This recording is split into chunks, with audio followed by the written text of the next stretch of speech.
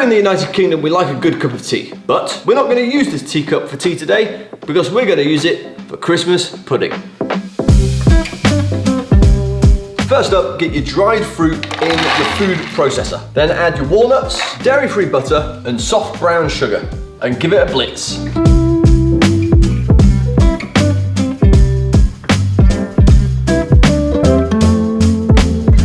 Pop your mixture into a mixing bowl and add some brandy, some ground almonds, and some golden syrup.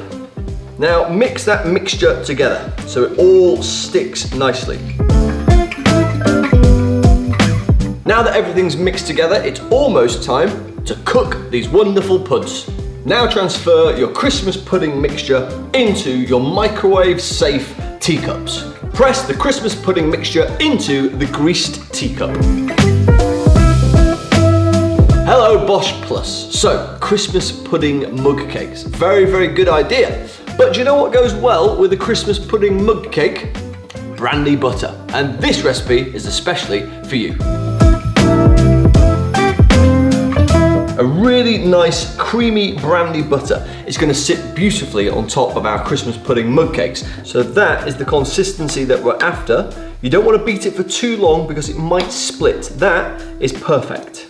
That recipe is especially for you, BOSH Plus. Let us know what you think in the comments below. And it's time to crack on with the rest of the video. Will you look at how good that little cup of cake looks? Dust it with icing sugar to make it look extra festive and top it off with some of your favourite plant-based cream or perhaps some brandy butter. Vegan, of course. This is absolutely delicious. It has the taste and texture of a classic Christmas pud. Hope you liked the vid. That was our Christmas pudding mug cakes. See you again next time. Bye-bye.